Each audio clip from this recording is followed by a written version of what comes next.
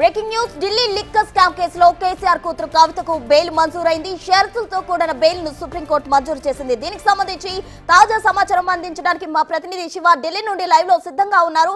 శివ, చెప్పండి. అయితే కవితకు అయితే బెయిల్ షరతులతో కూడిన బెయిల్ లభించింది. దీనికి సంబంధించి ఏ విధమైన షరతులు విధించారు కవితకి? రైట్, ఢిల్లీ లిక్కర్ పాలసీ కేసులో ఎమ్మెల్సీ కవితకు భారీ ఊరట లభించిందని చెప్పుకోవాలి. గత 5 నెలలుగా తిహార్ జైల్లో ఉన్న కవితకు ఈ రోజు సుప్రీంకోర్టులో ద్విసభ్య ధర్మాసనం justice Sanjiv Khanna, justice KV విశ్వనాథులతో కూడిన ద్విసభ్య ధర్మాసనం కవితకు బెయిల్ మంజూరు చేసింది. కొన్ని కండిషన్స్తో బెయిల్ మంజూరు చేసినట్టు తెలిసింది. కండిషన్స్తో కూడిన బెయిల్ మంజూరు చేసింది. మొత్తంగా చూసుకుంటే 5 నెలల సుదీర్ఘంగా ఈ కవిత తిహార్ జైల్లో తన జైలు జీవితాన్ని గడుపుతూ ఉన్నారు. ఈ నెలలోనే ఇటు తిహార్ జైలు అధికారులతో పలుమార్లు ఇటు అంటే కవితకు సంబంధించిన వారి కుటుంబ సభ్యులు తిహార్ జైలుకి వెళ్ళడం, ములాఖాత్ కావడం, కవితకు ధైర్యం చెప్పే ప్రయత్నం చేయడం, త్వరలోనే కవితకు బెయిల్ వస్తుందంటూ కూడా కేటీఆర్, హరీష్ రావు వారి కుటుంబ సభ్యులు అయితే ధీమా వ్యక్తం చేస్తున్నారు. గత పర్యటన సందర్భంగా కూడా న్యాయ నిపుణులతో సంప్రదింపులు జరిపిన హరీష్ రావు, కేటీఆర్ కవితకు ఎట్టి పరిస్థితులను బెయిల్ తీసుకురావాలనేది ప్రధానంగా వారందరూ ఆశాభావం అయితే వ్యక్తం చేశారు. ఎట్టకేలకు కవితకు ఈరోజు ఉదయం వాదనలు ప్రారంభమైన తర్వాత దాదాపు సుదీర్ఘంగా గంటన్నర పాటు ఈ వాదనలు కొనసాగాయి. ఇటు ముకుల్ రోహత్కి కవిత తరపున మొదట వాదనలు వినిపించారు. కవితకు సంబంధించి అనేక ఆధారాలను కవిత దగ్గర ఉన్నాయి, డిలీట్ చేశారు, ధ్వంసం చేశారు అనేది ప్రధానంగా కవిత మీద అనేక ఆరోపణలు, అభియోగాలు నమోదు చేసింది ఈడీ, సిబిఐ దర్యాప్తు సంస్థలు. కానీ ఎటువంటి ఆధారాలు దొరకలేదు. దాదాపు 493 మందిని విచారించారు. 50,000 పేజీలు ఇటు ఈడీకి సంబంధించి కానీ సిబిఐకి సంబంధించి కానీ 50,000 పేజీలకు సంబంధించి ఛార్జ్షీట్లు దాఖలు చేశారు. అనేక మందిని విచారించినప్పటికీ 57 మంది నిందితులను దీనిలో చేర్చారు. కవితతో పాటు అనేక మందిని విచారించారు, అనేక మందిని అరెస్ట్ చేశారు, అనేక మంది అప్రూవర్గా కూడా మారిన పరిస్థితి అయితే కనిపిస్తుంది. కానీ కవితకు వ్యతిరేకంగా ఎక్కడ కూడా 100 కోట్ల రూపాయలు అయితే కవిత చేతులు మార్చారు.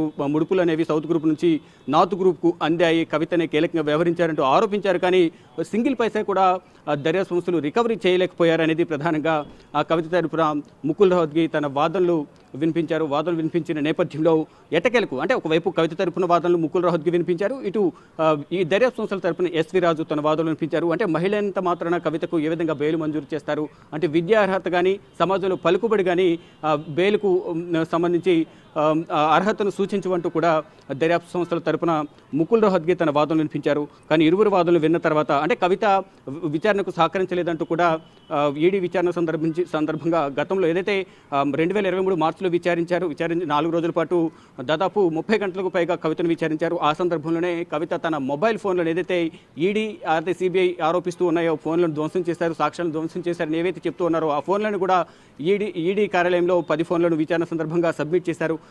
దానిలో సాక్ష్యాలను డిలీట్ చేశారంటూ కూడా కవిత మీద అనేక అభియోగాలు నమోదు చేశారు. కానీ ఆ ఫోన్లను తాను ధ్వంసం చేయలేదు, తన ఇంట్లో ఉన్న సర్వెంట్స్కి ఇచ్చారు అనేది ప్రధానంగా కవిత తరపున వాదనలు వినిపించారు. డేటా కూడా రికవరీ చేశారు. కానీ దాంట్లో ఏదైనా ఆధారాలు ఉంటే, ఏదైనా తప్పు చేస్తే ఆధారాలు ఉంటాయి, కానీ దాంట్లో ఎటువంటి ఆధారాలు లేవు. ఎటువంటి డాక్యుమెంట్ పరంగా కానీ డేటా పరంగా కానీ ఏవి కూడా ఎగనెస్ట్గా కవితకు ఎగనెస్ట్గా ఈడీ అధికారులకు కానీ సిబిఐ కానీ దొరకలేదు. కానీ లేనిపోని అభియోగాలు నమోదు చేస్తున్నారు. అరుణ్ రామచంద్రపిల్లని అరెస్ట్ చేసి భయపెట్టి స్టేట్మెంట్ తీసుకున్నారు.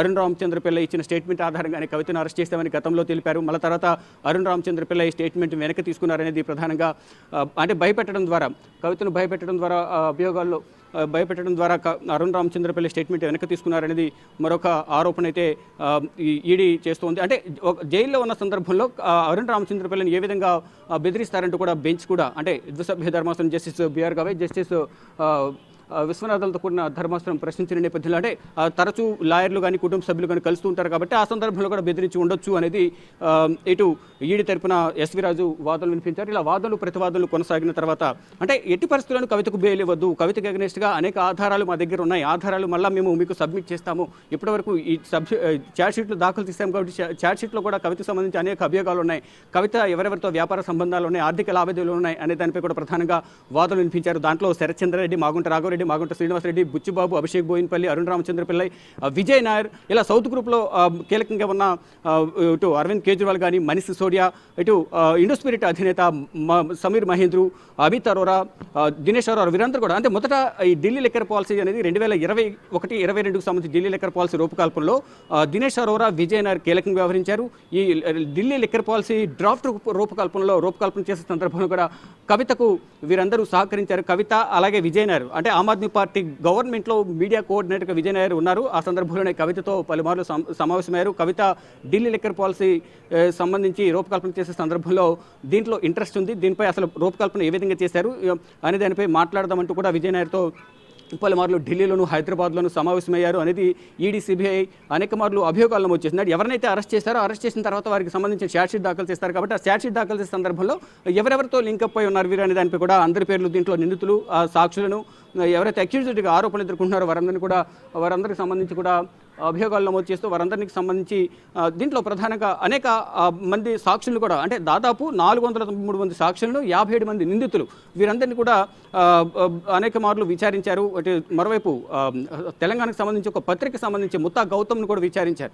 దానికి సంబంధించి కూడా ఆర్థిక లావాదేవీలు అన్నిటిపై కూడా ప్రధానంగా దర్యాప్తు కొనసాగించారు. సుదీర్ఘంగా దర్యాప్తు కొనసాగించిన తర్వాత కవితకు ఏ విధంగా వ్యతిరేకంగా ఎటువంటి సాక్ష్యాలు లభించినప్పటికీ కూడా ఇంకా ఏదో విధంగా జైల్లో ఉంచాలి, గతంలో పిలిచిన సాక్షుల్ని మళ్ళా పిలిచి కవితకు వ్యతిరేకంగా సాక్ష్యం చెప్పాలని వారందరినీ కూడా ఒత్తిడి చేస్తున్నారనేది కవిత తరపున న్యాయవాది ముకుల్ రహత్గి తమ వాదనలు వినిపించారు. ఇటు ఈడీ కూడా కవిత ప్రధానంగా 2021 రూపకల్పనలో 2021-22 ఢిల్లీ లిక్కర్ పాలసీ రూపకల్పనకు సంబంధించి పలుమార్లు సమావేశమయ్యారు.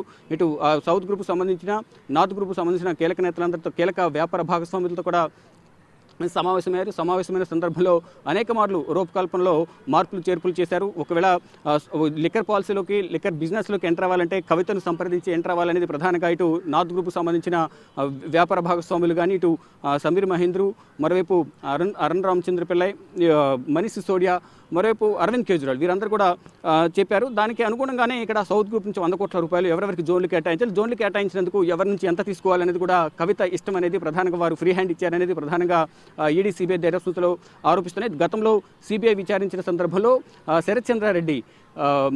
శరత్చంద్రారెడ్డి నుంచి 5 జోన్లకు గాను ఒక్కొక్క జోన్కి 5 కోట్లు ఇవ్వాలి, లేని పక్షంలో ఈ వ్యాపారం ఏ విధంగా కొనసాగిస్తామంటూ కూడా ఆయన బెదిరించి ఒక భూమిని కూడా మహబూబ్నగర్లోని ఒక ల్యాండ్ని కూడా రాయించుకున్నారు. లోన్ను లేని భూమిని ఉన్నట్లుగా రాపించుకుని లోన్ తీసుకున్నారనేది కూడా ఒక అభియోగం అయితే సిబిఐ కవితపైన అభియోగాలు నమోదు చేశారు. అంటే శరత్చంద్రారెడ్డి ఇచ్చిన వాంగ్మూలం ఆధారంగానే ఈ ల్యాండ్కి సంబంధించి కానీ ఈ జోన్ల కేటాయింపులో కవితకు శరత్చంద్రారెడ్డి ఎందుకు జోన్లకు సంబంధించి 5 కోట్లు ఇవ్వడానికి విముఖత వ్యక్తం చేశారనే అంశాలపై కూడా గతంలో శరత్చంద్రారెడ్డి విచారించిన సందర్భంలో సిబిఐకి వాంగ్మూలం ఇచ్చారనేది వారు చెప్తూ ఉన్నారు. మొత్తంగా చూసుకుంటే ఇటు ఆరోపణలు, ప్రత్యారోపణలు, వాదనలు, ప్రతివాదనలు ఎలా ఉన్నా ఫైనల్గా ఆ కవితకు సంబంధించి ఎటువంటి వ్యతిరేకంగా ఆధారాలు అనేవి సిబిఐ, ఈడీకి దొరకలేదు.